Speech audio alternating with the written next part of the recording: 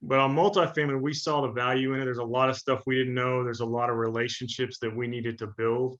And, we eventually pulled the trigger and joined the mentorship group with you guys, last September. But if we would have done that 10 years ago, we would have been sitting here a lot sooner, 100%. Lance and Adam, welcome to the show today. Thanks, Michael. Thanks for having us. You are live with the apartment buying guys. That's what we say on every three-way phone call we have throughout the day. So I had to sneak it in on the podcast. Yeah, I love it. And I first talked to you guys, this was not that long ago, a year ago or so. You guys joined our mentoring program, and you were known as the house buying guys? What was your name? Yeah, the home buying guys. The home buying guys. Yeah, exactly. And now you're the apartment buying guys. So I love that. That's right. Yeah, we still have the home buying guys. We still have that business up and running, single family business, but we've got some employees that handle about 85% of that. And so Lance and I are able to focus on our multifamily side of the business and standing that up. And so we just thought it was a natural progression to flip that over to apartment buying guys. And it seems to stick. So we're running with that. So it took you a little while. You guys took a long time for you guys to pivot to multifamily.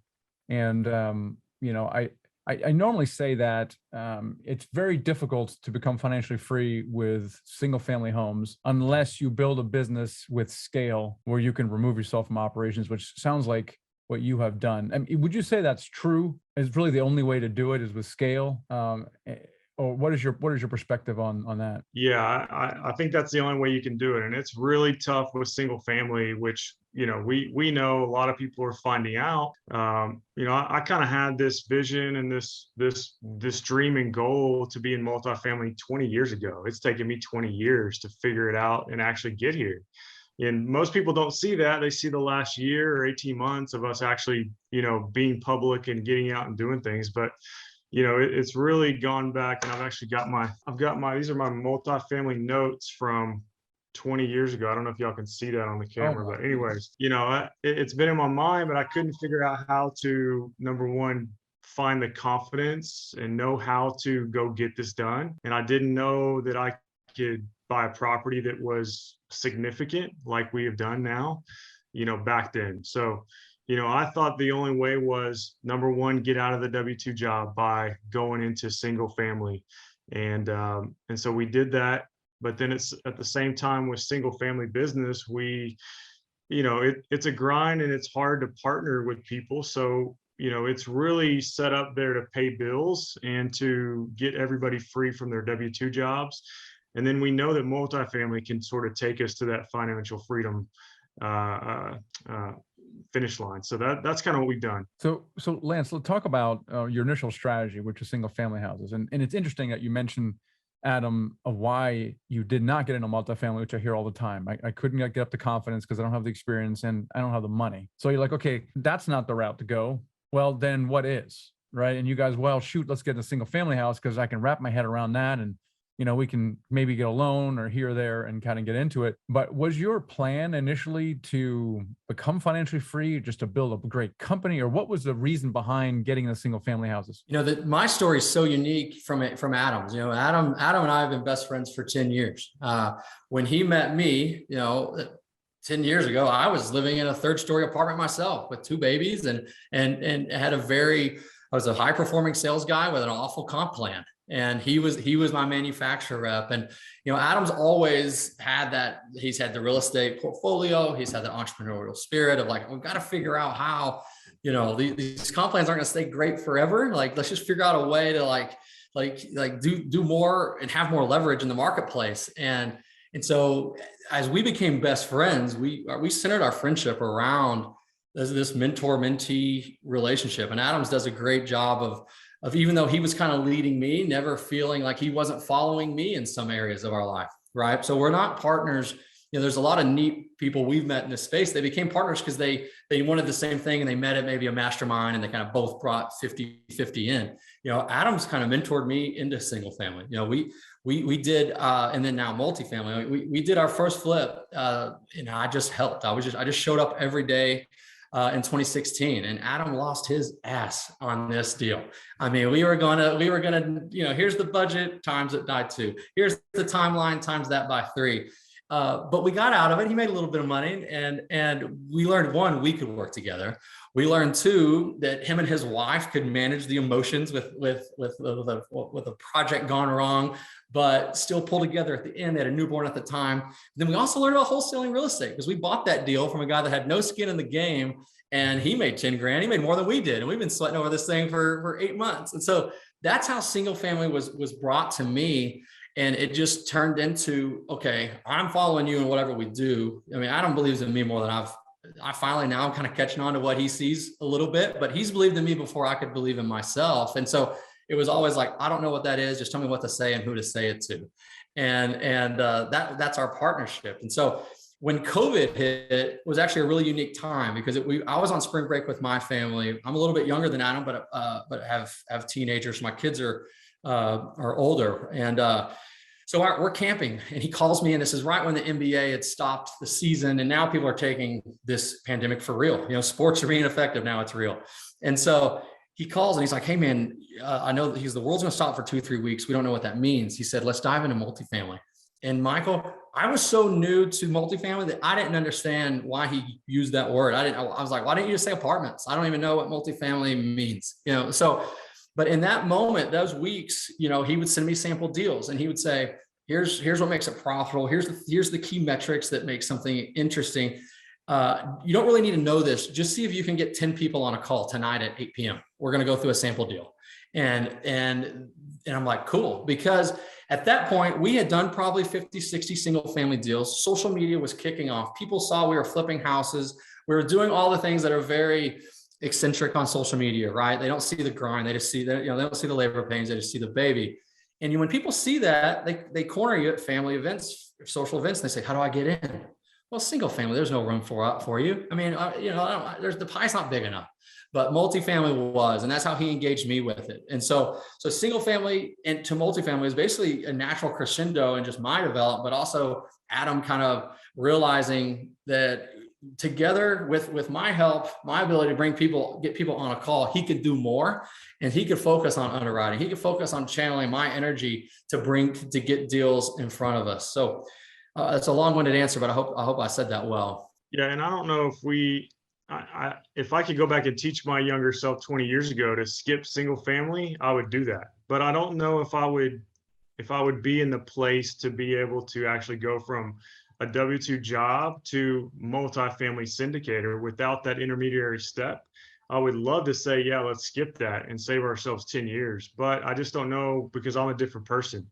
I've run that business. I've had to manage employees and hire and fire. And I don't know if you go from a W-2 to now, you're teaming up with guys, and we're talking millions of dollars in multifamily without that intermediary step. So I don't know, that's our journey. But if someone can save that step and go right into multifamily, yeah, that all the more power, because that you definitely cut that time down. Adam, what became so painful in the single family space where you were just like, I've kind of had enough of this?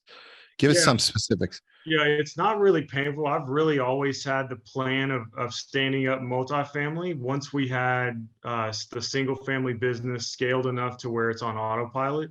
And so that's really what we were planning to do day one. I mean, goes years back. We were part of the Dealmaker Mastermind, the entry level group, for, I don't know, 3 years. So we've been looking at the SDA. We've known it's coming. It's just a matter of when we can actually pivot and spend time with multifamily. However, we did take on some remodel jobs where we were remodeling some houses for customers, and that is super painful. So we did about 12 of those in 2021, and my wife and I both are going, please, no more. It's the most work and the least amount of profit of anything we were doing. So we had to cut that out. And we actually have one left that we owe somebody, but that's a hard no, because there's a lot of people that want that, and everybody needs their house remodeled. Everybody. It's unreal.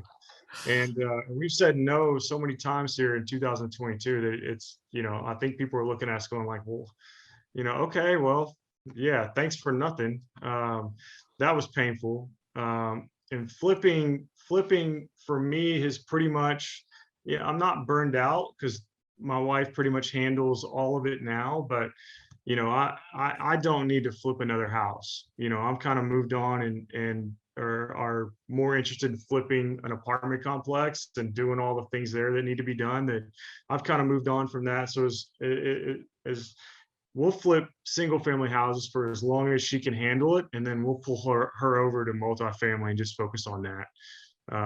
So it's kind of run its course, but it's also paying the bills for 3 or 4 families on single family. And so I wouldn't say we're going to have it forever, but we're going to have it for a while because it's just. So why switch over now versus earlier? You said if you do something different, you would go right into apartments, and you're not sure if you could do that. You were still lacking the confidence. And now the truth is that many people have done that. Dozens, in fact, hundreds have skipped a single family, but many have not. And it's not because they couldn't do it. Clearly, when dozens do it, it can be done. It's just that they didn't know to do it. And I'm curious to see what was holding you back. This is important because a lot of people watching or listening to this are like, yeah, I kind of feel the same way around that. I don't have the confidence. I don't see how I can get the money. And now with your single family house experience, you feel like you've had it after 50 houses, which is a heck of a track record you'd have to build up to get in apartments. If you had to do it over again, how would you potentially short cycle that? Oh, that's an easy question. I mean, we would hire a mentor 10 years ago. Yeah. I mean, it's really hard for me to hire a mentor, and we have refrained from hiring a mentor with single family completely because what are they going to teach us? How to do an extra 2 deals a month? Like, we're already doing 8 or 10 deals a month. We don't really need somebody. We don't need to pay somebody thousands of dollars to show us how to get to 12 or 13. We know. And so, but on multifamily, we saw the value in it. There's a lot of stuff we didn't know. There's a lot of relationships that we needed to build.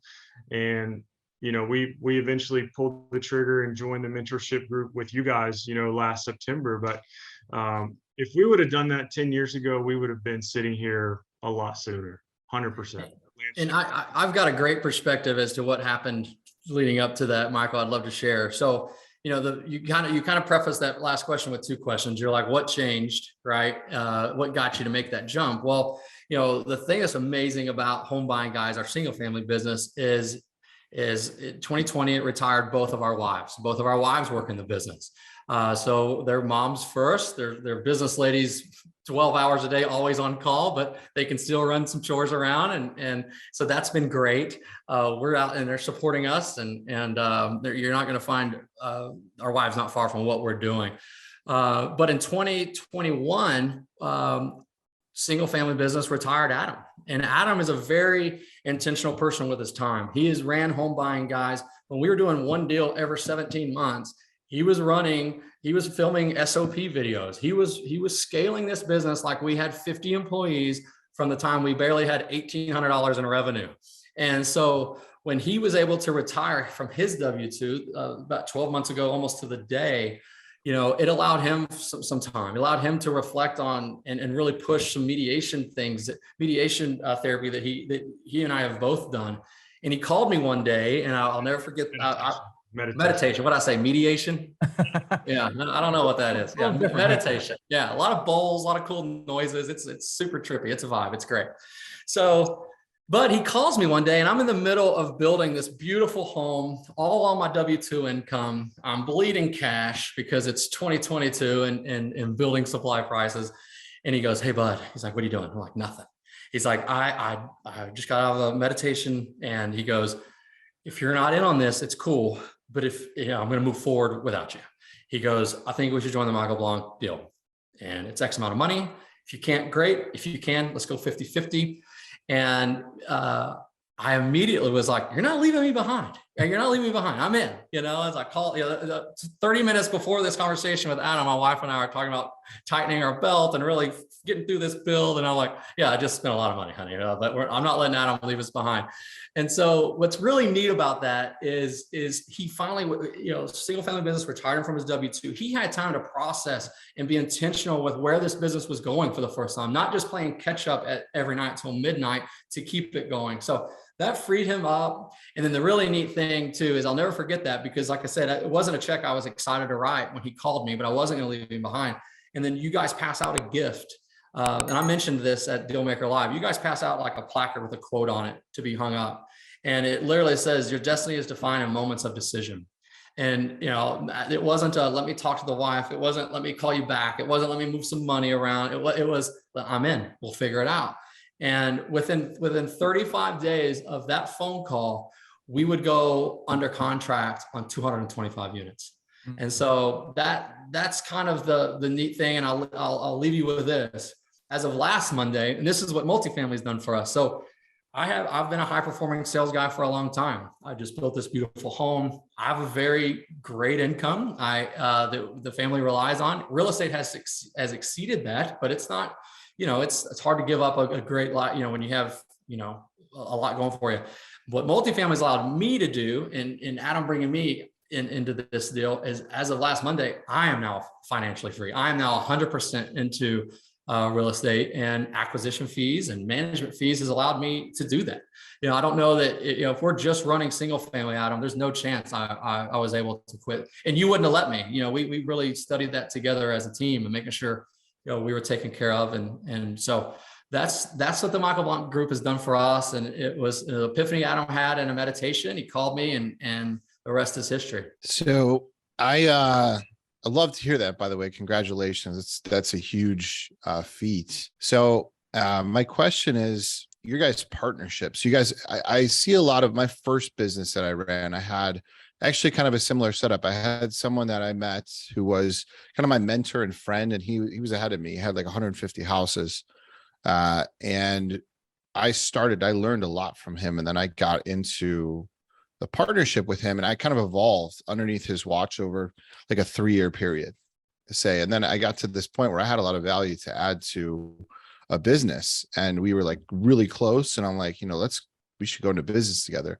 I'm curious, what did that look like for you guys? How did you guys decide on, all right, we're going to business together? How are you guys splitting up the roles? Talk to us about that. Adam, you got this.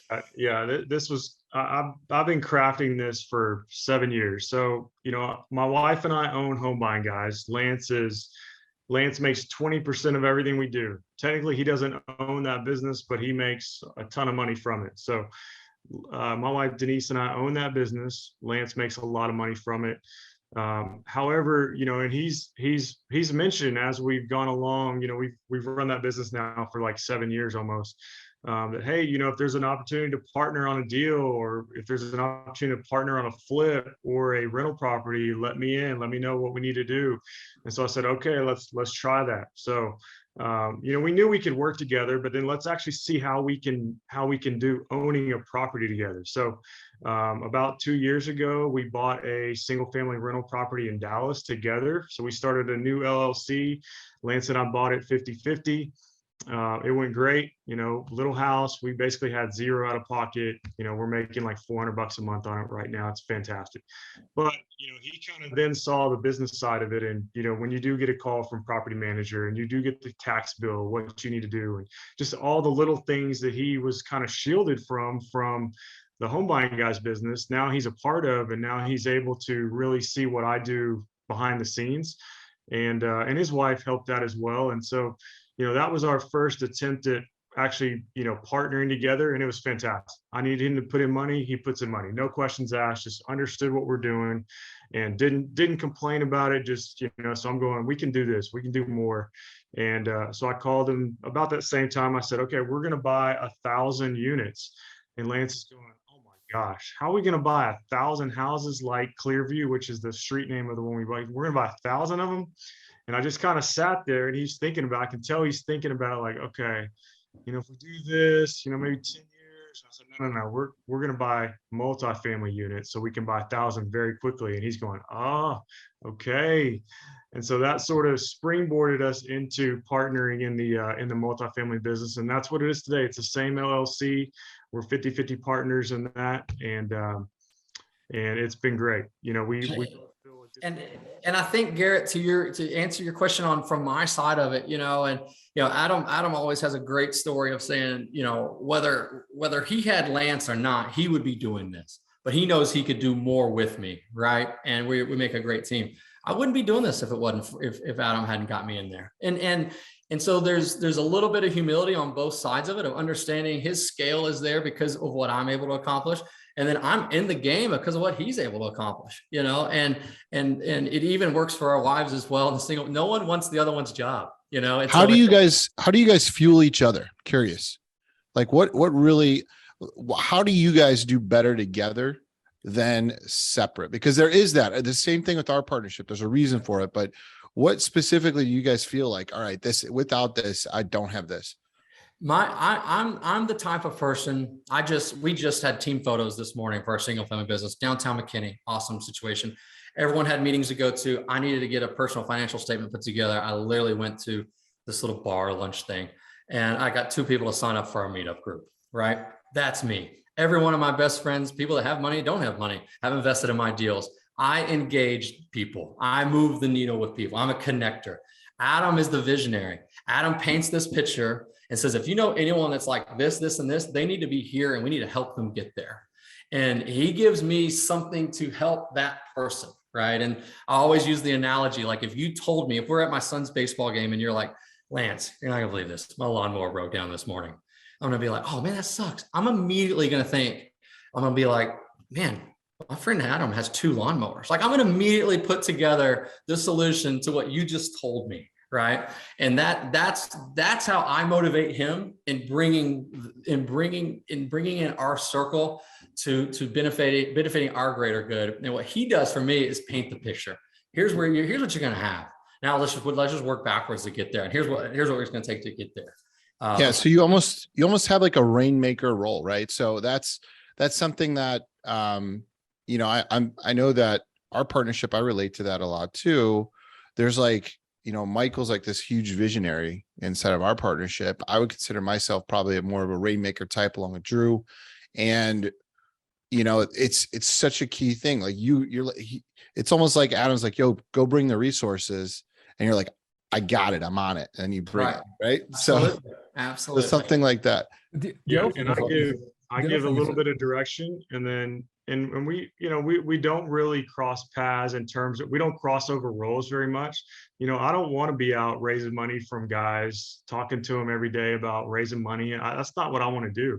I want to build a platform that brings in leads that I can send to Lance and let him call them and close them. That's what I like doing.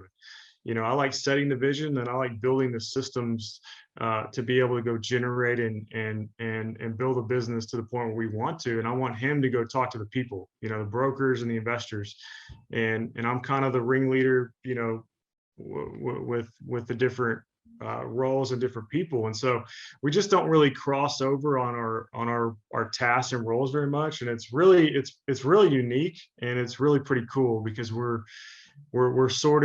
even getting deeper into that. And it's cool to see Lance sort of really go, man, I have a passion for raising money. Like I didn't know this was even existed. And now he's like, this is all I want to do is raise money. And that's, you know, he would have never found that had he not been in multifamily. You know, that's pro tip, guys, by the way, do one deal with someone you think you might want to partner with. Just do one, see how it goes.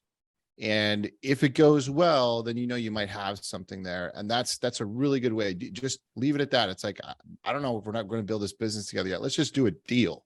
Just get to that point. Michael, I think you had something to say.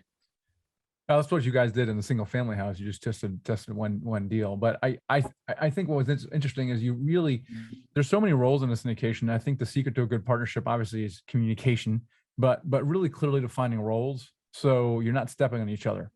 Right. And so you need this role. You need someone who is kind of has a bigger picture, who can kind of look at it and go, you know what, strategically, here's what we need to build. And I think one of the things you guys have done well is to build your scale your business right from day one. Even when you were doing your single family house business, you know, I heard you say that you're filming SOPs. Like, why would you do that when you just did a deal? That's kind of dumb on the surface, but you're already thinking scale. At the same time, not everyone can think of architecting, you know, the platform. Actually, you got to get stuff done, right? So someone actually has to do the actual work. But the same thing, if everyone is working in the business and no one's working on the business, the wheels come off, you know. And so you achieve a certain scale, you get 500 units, 1,000 units, all of a sudden the wheels are coming off. It's like, daggone it, I didn't plan ahead, and now I have this giant fire burning that I got to put out. So you really need both. You really need to look one step ahead, and someone who's going to do that when someone's going to get it done right now. And on top of it, I mean, here's the thing. Some of you guys listening, you might be like, you know what? Oh, I've got a good friend. I thought about this friend. We do a great partnership. That's the wrong way to look at it. It just so happens that these guys are friends, and you ultimately have to be friends with your business partner. That doesn't necessarily mean you need to partner with your friends. 100%. And I know somebody that is close to me that they like partner with their whole family. They're like, we're going to get the whole family in, and we're going to go and we're going to, get rich doing apartments. And that's the absolute wrong way. That's a great way to bust up your family. Right. So there's gotta be, you see behind the curtains. And that's why I wanted to kind of lead into that, is you can see behind there's something there. Like they have an offset. There is a yin and a yang as to how their partnership is set up that's making it successful in the moment. An average partnership lasts 3 to 7 years. Wow. Which is a statistic, and it's kind of crazy. But think about if you went into a partnership and it was just your friends and you guys didn't have any real skills, you're just trying to make it work. It can present a lot of challenges. And one thing, once we had joined the group, I think we had our first call with Michael, and it was super, motivating. But at that point, I'd done no research on the Michael Blunt group. I didn't know what we were getting. I just trusted Adam, and he told me when to hop on this call with this, and I've known about the podcast, and I just hadn't hit it hard yet. So after we did our first little interview with Michael, I went and got a workout in and listened to, I want to say it's the first episode, but maybe it's the first episode I hit play on. And I think one of the first things Michael Blanc said that won me over, because it's a passion of mine, he went into spousal support and having the support of your spouse in terms of what we're trying to accomplish. And both of our wives could not be more supportive. I mean, and especially when it comes to, Adam and Denise owning Home Buying Guys and writing me these checks. I acquire these properties. We end up flipping them. I don't go there. I mean, once I acquire the property and they close on it, I may not see the property for 6 to 8 weeks. They're grinding on it every day. Well, if we make 120 grand, we're writing Lance a big check. There's never a time, Adam's wife's been going, Lance shouldn't be making that type of money. Or, there's never a time when I'm leaving my wife Saturday at 9 a.m. We have an open day of no kids sports, and I've got to go to South Dallas to run 3 or 4 appointments. There was never a time, even when we were doing one deal a year, there was never a time where she doubted that, Lance and Adam got something going, and I'm just going to be here to support them. And I mean, and I can't overstate the importance of that enough, because you can have it. You can have that partner. You can have the business. You can have the opportunities. You can have the leads. And if you come home to someone not in line with where you're trying to go and take your family, man, it's difficult. So that's one of the things that really stuck out. Probably the first 10 minutes I ever listened to you, Michael, was you mentioning how important that is. And it's been important for us. Well, and one thing that we've learned and utilized, the first deal we closed here in Dallas, we had a huge raise, $5.8 million raise. And we were pretty optimistic that we could get it done. We figured out pretty quick we could not get it done. Was he telling us to hold on? No, keep going. Okay. He's messing up. So, even with our roles pretty defined, Garrett, we still realize like, hey, we need help. Let's go partner with this group here. We interviewed some people. We partnered with a group out of Florida to come in and help, raise money, do some other things, asset management, do some other things. They brought another group in. And so the 6 of us, key principals manage, and we're the manager for that Dallas property. And it's been fantastic. We've really enjoyed the partnership there. And even though, Lance's his main role is raising money in investor relations, he's not great at it yet. He's learning. And so we're happy to and humble to go out and find partners that we can, work with on other deals. And it's working out great on this first deal right now. So, the multifamily gives us the opportunity to do that, where, we wouldn't be able to do that with, obviously with single family. That rainmaker role, it's kind of tough when you haven't made it rain for people, right? So if Adam's the only one in the GP that I've made it rain for, they're like, what does this Lance guy do? So week 1, I started running the weekly calls. Like I've got this Google sheet. I'm making sure everyone's updating me. And so, And I actually really enjoy it. That's not something I would have, if you told me I was doing that a year from now, I'd be like, I'm not the guy that gets the laptop out. I'm just always on a sales call. And, but no, you got to prove yourself. There's so many defined roles, Michael, as you mentioned earlier. So it's stretched me, multifamily has, in a very professional way. So it's been great. It's been All great, right. guys. It's Guys, go ahead. guys, thanks so much for kind of shining your wisdom and in your partnership and the things you guys are talking about. How can people get a hold of you if they want to reach you? Yes. So Instagram at Apartment Buying Guys, Facebook Apartment Buying Guys.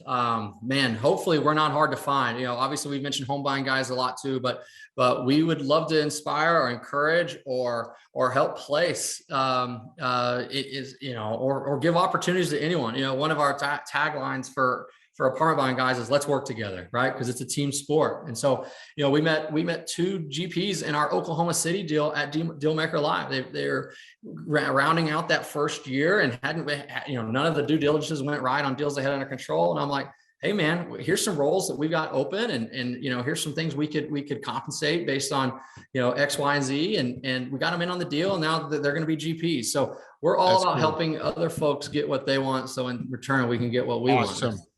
Awesome. Love that. Lance, Adam, thank you guys so much for being on the podcast. We really appreciate it.